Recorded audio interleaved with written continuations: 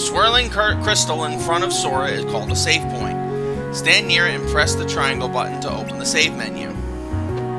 Well, first things first, we gotta get more points. We gotta get more points, guys. We gotta get more points. Now, there are reasons why I'm not the biggest fan of this game in particular, but I will go into detail about that the later we progress. And I got another key card. Cool. I'll take that. But yeah, I have my own beef with Chain of Memories, especially this version, but I will go into detail about that a bit later on. I'll take the 4th file.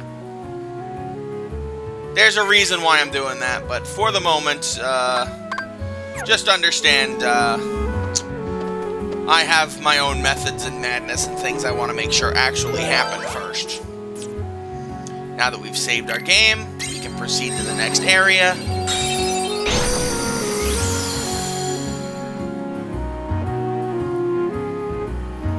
And now that we click the Heartless room, there should be Heartless.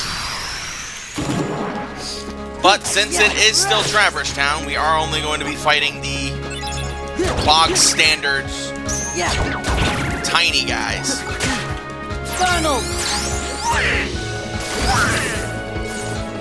Thank you. No, you don't. Heal.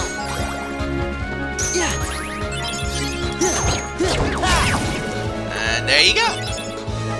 That gets us our first level up. Now you can level up one of 3 things. You have complete control over what Sora can develop as you prefer. You can either boost his HP, which will give you a slight boost to your health, overall health. You can raise the CP, which is the amount of card points you can use for your deck, or slates, which we haven't really learned about yet, but I can go into detail at any point. Basically just combo moves. For the sake of argument, I'm going to start with the CP.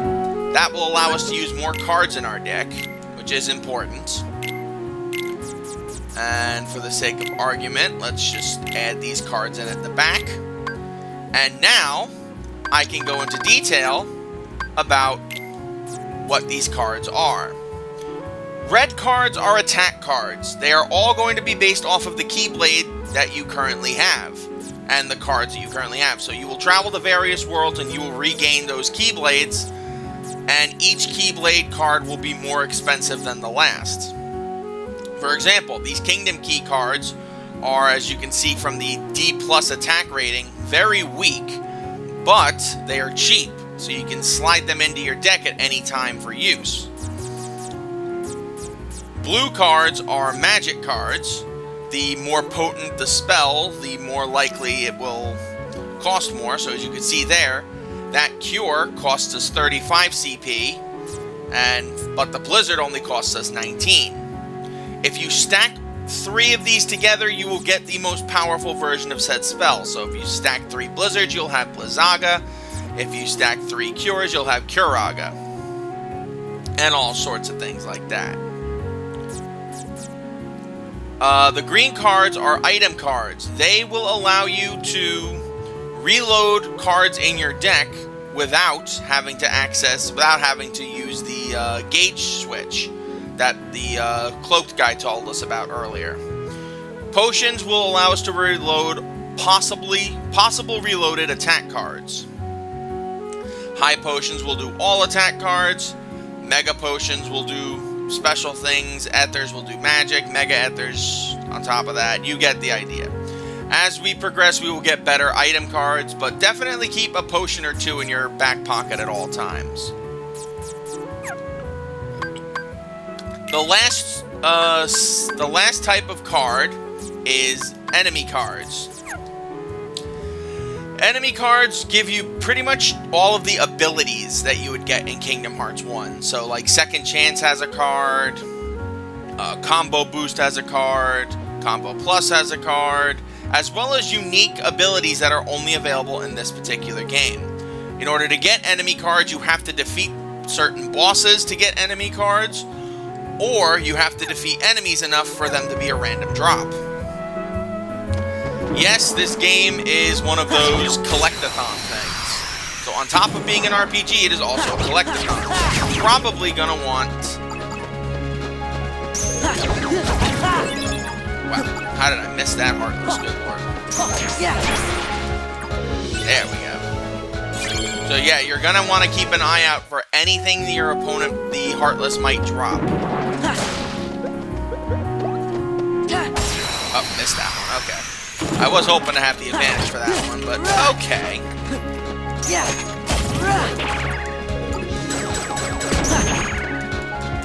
Yeah, oh, by the way, yes. If you run to the side over here, you can escape any battle that you are currently in as long as it's not a boss fight. So if you are fighting Heartless with really low health and you do not have the means to heal yourself, I would recommend running away from the fight. It does not make me think of you as any bit cowardly. Trust me, guys. I do not judge y'all any more than you ought to be judged. Now, you can play this game pretty much any way you want to. So if you want to play this game with 80 HP, which, yes, I've done before, and it is an absolute nightmare. But if you want to do it, no one will stop you from doing it. Heal. Freeze. Make sure we're targeting him, and of course we missed. Okay. Wow. Wow. Frickin' Heartless are just relentless today. Now, obviously, you don't start with any enemy cards. Obviously, you do not start with any enemy cards, so... Your best bet to dealing with, oh, you piece of shit. There we go. Your best bet to getting those is to pretty much just go after certain enemies that you want to see what their cards are. Alright, so we leveled up again. This time around, I'm going to boost our HP. Give us a tiny bit of a boost. It's not going to be too big, but it's going to be decent enough.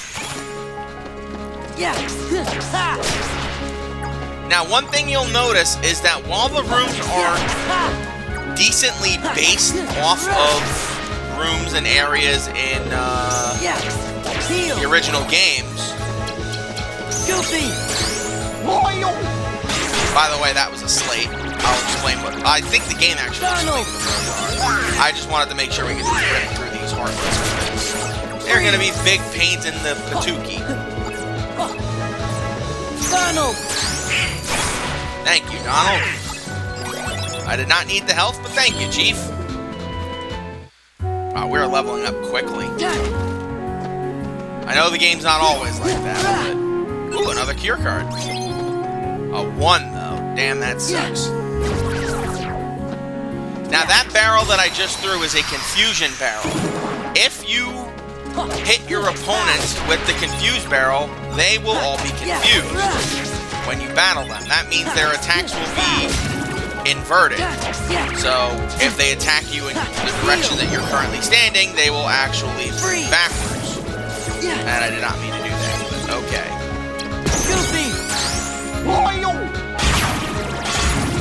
Alright, Goofy can just rip through them with the tornado card. Thank you.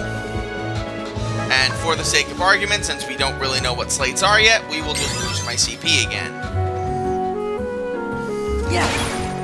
Ooh, another Blizzard card. Man, they are just being very generous with the cards. Ooh, a 9, too.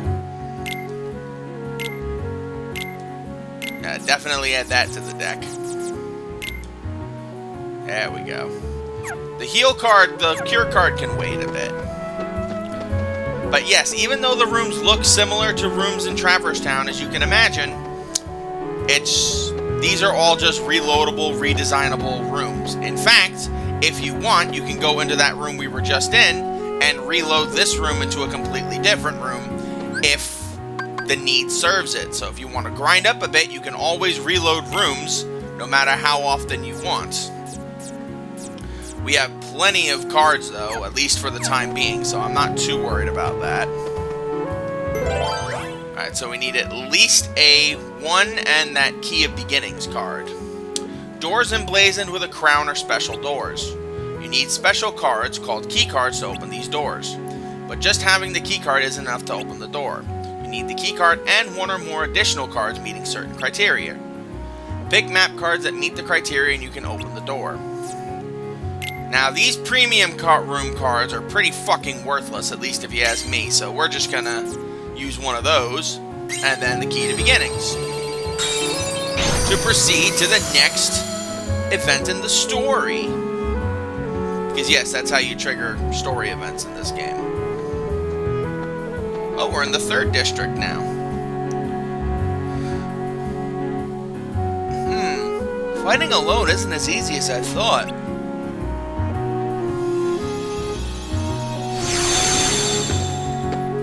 Ah! Don't pop out of nowhere like that. Hey, it's not our fault. We don't know what's going on. Oh, yup. Oh, it's Pluto. Pluto? Things keep getting stranger. What's Pluto doing here? There's nothing strange about that. We came to Traverse Town with Pluto, didn't we? Did we? No, wait. According to my journal, it was before you met Sora that you came to town with Pluto. What? He's right. We were chasing after Pluto, and that's how we ended up in Castle Oblivion. But aren't we in Traverse Town? Well, it's not really Traverse Town. I think the card created this Traverse Town inside Castle Oblivion. Who cares about all that? It's too confusing. I don't know where we are, but let's just keep moving forward defeating Heartless. We'll get somewhere. You'd better be careful, it's the Heartless that are going to defeat you. That looks like a Squall to me. Hey, look, it is Squall!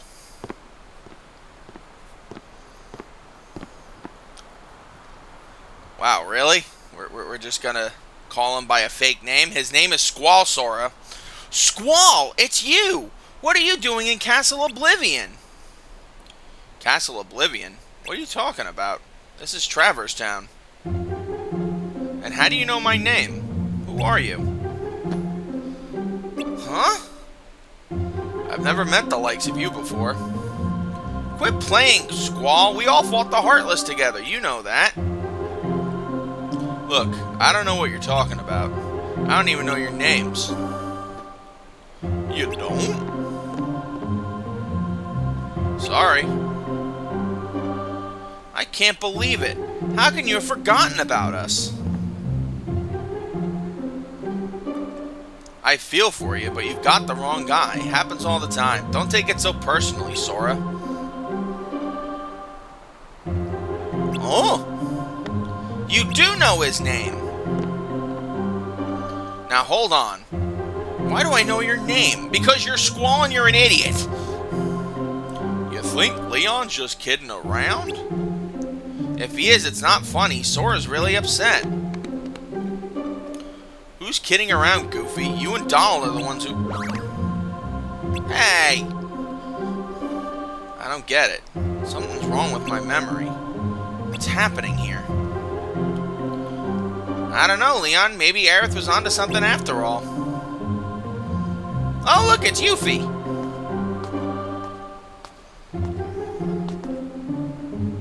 She said she sensed some uncanny kind of power and asked us to look into it. Well, this is as uncanny as it gets. Maybe you should take Sora to see Aerith. Yuffie, you know my name. Yep, looks like you know mine too. You know him? Nope, total stranger, but I definitely know his name. Strange, yes, but convenient. We can skip the introductions. How is it that you can accept this situation so easily? I don't get you. That's because she has a normal name, Squall. Well, I'm gonna run ahead and fill Aerith in. Squall, you give them the grand tour. See you later.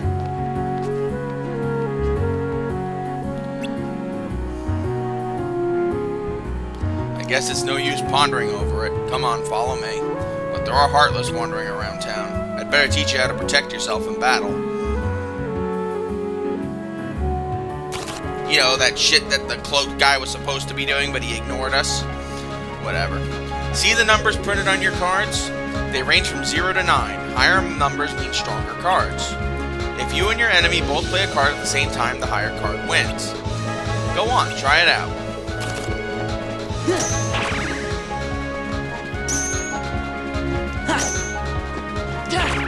Stop guarding, you piece of shit! See how it works? Playing a card higher than your opponents and breaking through their defenses is called a card break. Playing a lower card results in your attack being deflected. Even powerful cards can be deflected if the enemy's card is higher. Whoever is on the losing side of a break is left wide open to attacks. Don't let that person be you. Cards with 0 as their value are special. No matter what card the enemy plays, you can break it with a 0 card. But if you play a 0 card too soon, the enemy can break it with any card they play. In other words, it's the most powerful card if it comes last, and useless if it comes first. Try to make the most of it. Card values also affect the cost of assembling a deck. Keep that in mind. Now it's time to teach you how to stock cards. You don't have to use battle cards one at a time. You can also assemble 3 cards and use them all at once. This is called stocking cards. Stocking cards and using them in threes is much stronger than using cards individually. Go on, give it a try. Stock any 3 cards in your deck. There we go, look at that, 23.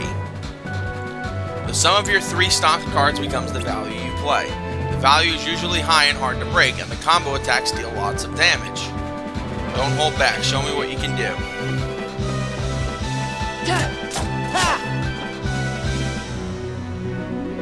Combo attacks aren't the only benefit of stocking cards. Choose your cards carefully and you can unleash special abilities called slates. Slates come in all varieties and each has its own unique card combination. You should try it once you've collected more cards and learned a slate or 2. But keep one thing in mind. Every time you use stocked cards, you lose the first card you picked. You can't reload it. The lost card won't return until the end of battle. Relying only on slates will cause your cards to run out. That means trouble. There are ways around that, but in general, do not rely too heavily on slates early on. I think that makes the most sense. Think you got the hang of it, Sora? Yeah, more or less. I'll pick up the rest when I fight some real battles. Here, I found this lying around. You take it. Remember what I told you, and make good use of it. And we get our first summon spell, and it's naturally Simba because Squall is Squall.